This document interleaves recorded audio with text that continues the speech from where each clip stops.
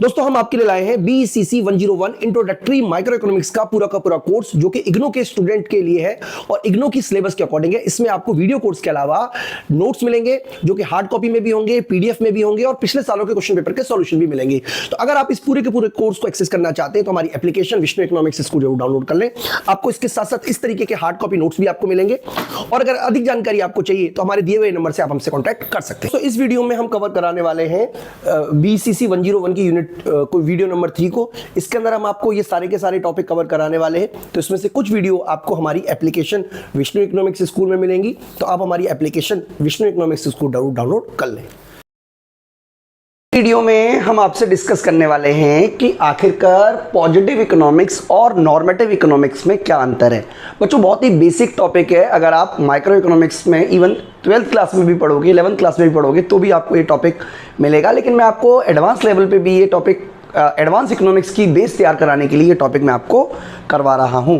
तो देखिए, जैसे हम बात करते हैं इकोनॉमिक्स में एक माइक्रो इकोनॉमिक्स होता है, एक मैक्रो इकोनॉमिक्स होता है, उसी तरीके से इकोनॉमिक्स के दो डिवीज़न किए जाते हैं, जिसमें से एक होता है पॉजिटिव इकोनॉमिक्स, दूसरा होता है नॉर्मेटिव इकोनॉमिक्स।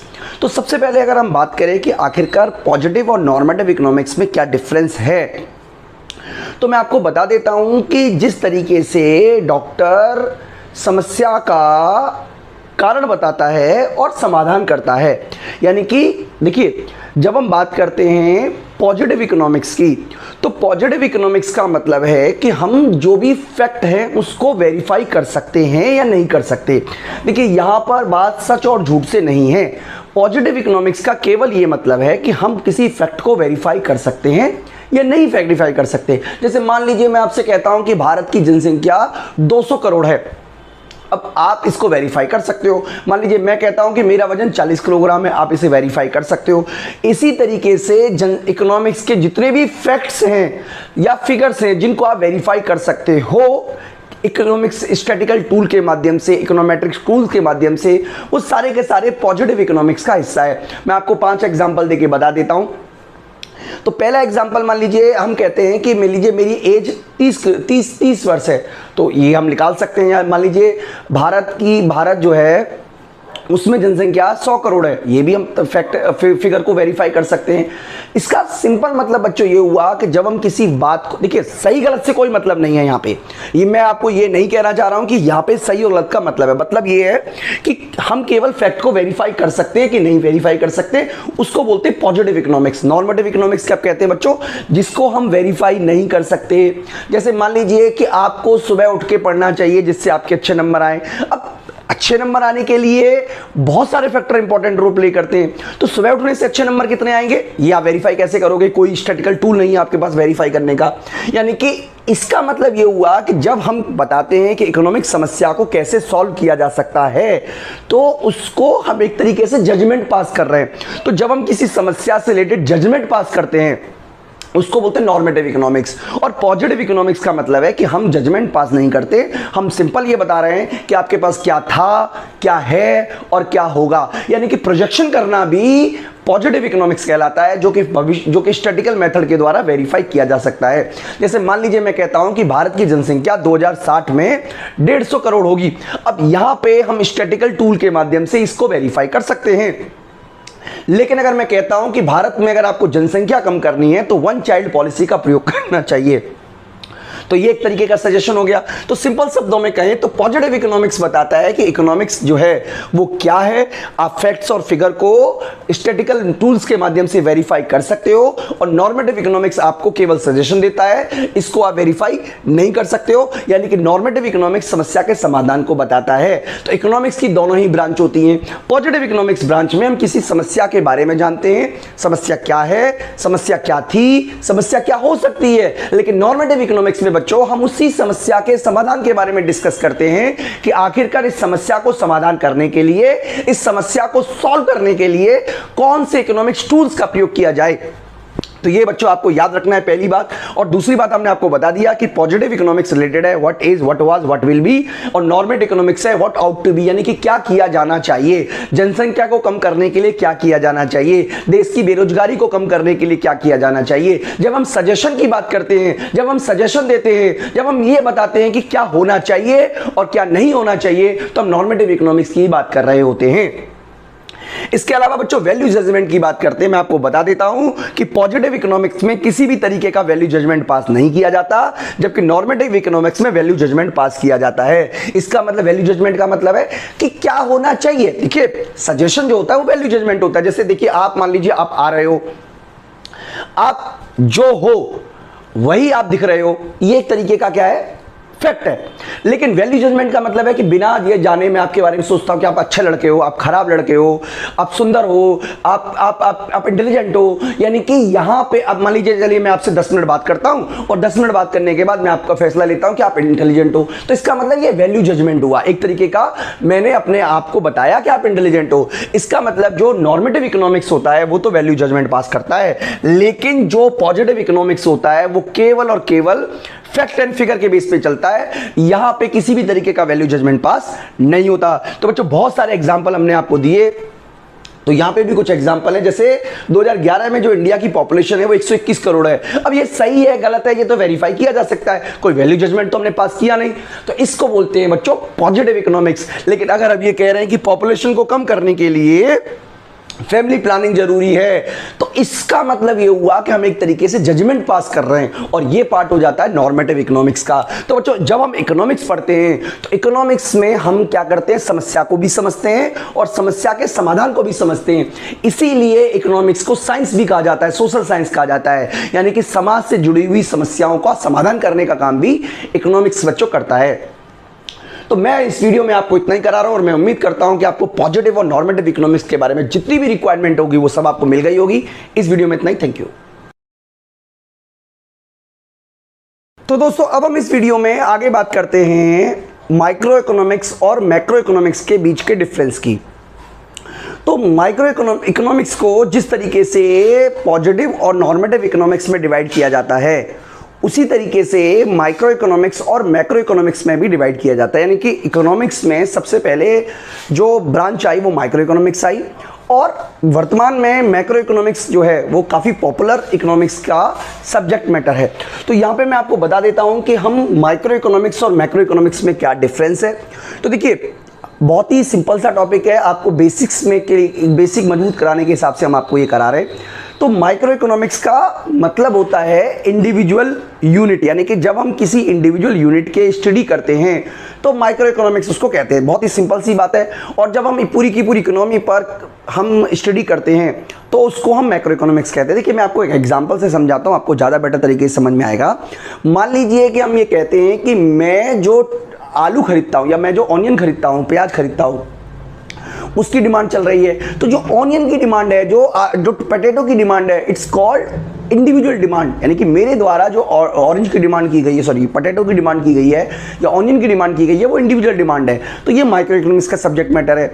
अब मान लीजिए मैं कहता हूं कि इंडिया का हर व्यक्ति जो ऑनियन खरीद रहा है, ऑनियन के प्राइसेस बढ़ गए, तो क्या ये माइक्रो इकोनॉमिक्स में आएगा या माइक्रो इकोनॉमिक्स में आएगा? आपकी याद रखिएगा कि पूरे के पूरे इंडिया की कीमत, इंडिया में ऐसा हुआ है। तो बच्चों मैं आपको बता देता हूं कि ये भी माइक्रो इकोनॉमिक्स का सब्जेक्ट मैटर है, क्योंकि जब हम बात करते हैं ऑनियन की, तो ऑनियन जो है वो पूरी की पूरी इंडिया के प्राइस लेवल को रिफ्लेक्ट नहीं करती है। लेकिन जब हम इन्फ्लेशन की बात करते, देखिए इन्फ्लेशन क्या होता है? इन्फ्लेशन एक बास्केट है, गुड्स का बास्केट है। जब बास्केट की कीमतें बढ़ जाती है तो उसको इन्फ्लेशन बोलते हैं।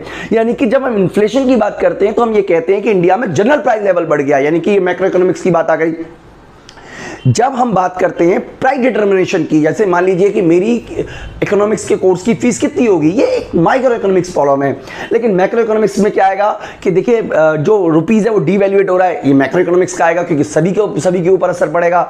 इंटरनेशनल ट्रेड पर जो असर पड़ रहा है वो मैक्रो इकोनॉमिक्स के अंदर आएगा। जो देश में फेक करेंसी की समस्या है वो भी मैक्रो इकोनॉमिक्स में आएगा। अनएम्प्लॉयमेंट की समस्या मैक्रो इकोनॉमिक्स में आएगी। यानी कि एक ऐसी प्रॉब्लम जो पूरे के पूरे देश की समस्या को रिप्रेजेंट रही है, इकोनॉमिक प्रॉब्लम को रिप्रेजेंट कर रही है, वही मैक्रो इकोनॉमिक्स में आएगा। और माइक्रो इकोनॉमिक्स में वो आएगा जो हम इंडिविजुअल यूनिट को इन्फ्लुएंस करती है। यानी कि जब हम बात करते हैं मैक्रो इकोनॉमिक्स की, तो मैक्रो इकोनॉमिक्स के अंदर आने वाली जो चीज है वो है पूरी की पूरी economy, aggregates of the economy के लेवल पे, यानी कि पूरी की पूरी इकोनॉमी के लेवल पर है। इन्फ्लेशन हो गया, अनएम्प्लॉयमेंट हो गया, इनकम डिटर्मिनेशन हो गया, मनी हो गया, बैंकिंग सेक्टर हो गया, ये पूरी की पूरी इकोनॉमी को इन्फ्लुएंस करती है। फिस्कल पॉलिसी केवल आपको थोड़ा इन्फ्लुएंस करेगी, मुझे भी करेगी, मेरे पड़ोसी को भी करेगी। इसी तरीके से मॉनेटरी पॉलिसी भी पूरी की पूरी इकोनॉमी के लेवल को इन्फ्लुएंस करेगी। तो जब हम बात करते हैं मैक्रो इकोनॉमिक्स की, तो मैक्रो इकोनॉमिक्स में ऐसे वेरिएबल को चुना जाता है जो पूरे की पूरी इकोनॉमी को इन्फ्लुएंस करते हैं, जबकि माइक्रो इकोनॉमिक्स में ऐसे वेरिएबलों को हम चुनते हैं जो केवल और केवल कुछ इंडिविजुअल यूनिट को ही इन्फ्लुएंस करते हैं। तो एम क्या है बच्चों, देखिए जब हम माइक्रो इकोनॉमिक्स पढ़ते हैं तो माइक्रो इकोनॉमिक्स का एम होता है प्राइस डिसाइड करना। किसका प्राइस डिसाइड करना?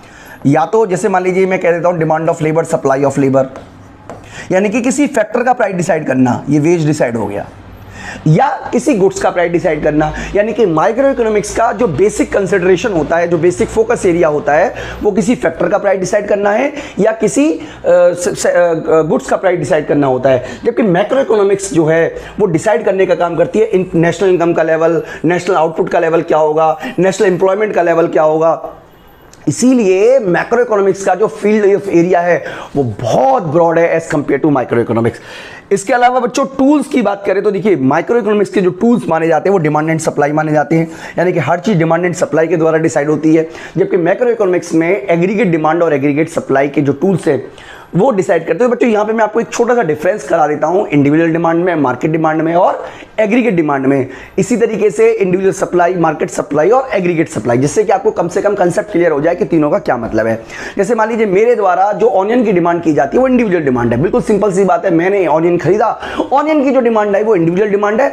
लेकिन जो ऑनियन की डिमांड पूरे के पूरे मार्केट के द्वारा, पूरी की पूरी इकोनॉमी के द्वारा की जा रही है, it is called market demand of onion. यानी कि ये मार्केट डिमांड हो गई, क्योंकि मेरे द्वारा की गई डिमांड इंडिविजुअल डिमांड है और सभी व्यक्तियों के द्वारा की गई डिमांड आप कह सकते हो मार्केट डिमांड है। लेकिन एग्रीगेट डिमांड की बात करते हैं जब हम, तो एग्रीगेट डिमांड के अंदर पूरी की पूरी इकोनॉमी में जितनी भी गुड्स एंड सर्विसेज हैं, आलू, प्याज, टमाटर, एसी, फ्रिज, सभी चीज़ों की जो डिमांड है उन सबको जोड़कर हम एग्रीगेट डिमांड बोलते हैं। उसी तरीके से अगर एक इंडिविजुअल व्यक्ति जो सप्लाई कर रहा है, जैसे मान लीजिए मैं आपको वीडियो कोड सप्लाई कर रहा हूं, तो ये इंडिविजुअल सप्लाई है और तमाम टीचरों के द्वारा या तमाम चीज़ों के द्वारा वीडियो सप्लाई करना वो मार्केट सप्लाई है।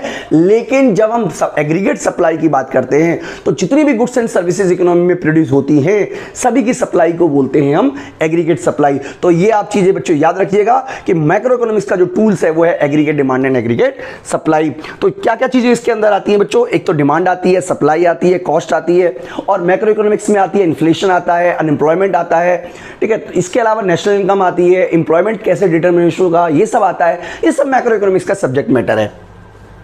तो बच्चों मैं आपको ये भी बताने की कोशिश करता हूं कि ऐसा भी नहीं है कि माइक्रो इकोनॉमिक्स और मैक्रो इकोनॉमिक्स में किसी तरीके का रिलेशन ही नहीं है।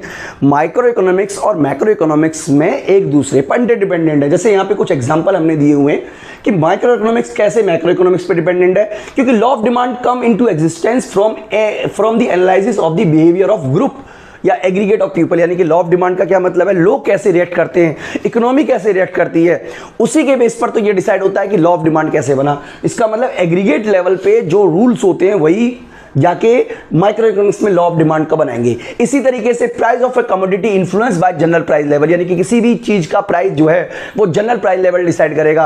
अब देखिए दूध की कीमतें बढ़ रही हैं, दूध की कीमत इसलिए थोड़ा ना बढ़ रही है क्योंकि दूध की कीमतें बढ़ रही है, पेट्रोल महंगा हो गया, डीजल महंगा हो गया, लोहा महंगा हो गया, सब चीज महंगी होगी तो दूध की कीमत भी महंगी होगी। हालांकि लोहे का प्रयोग होता नहीं है दूध में, पेट्रोल का भी प्रयोग दूध में नहीं होता, लेकिन इकोनॉमी, ओवरऑल इकोनॉमी का इन्फ्लुएंस लेवल बढ़ता है।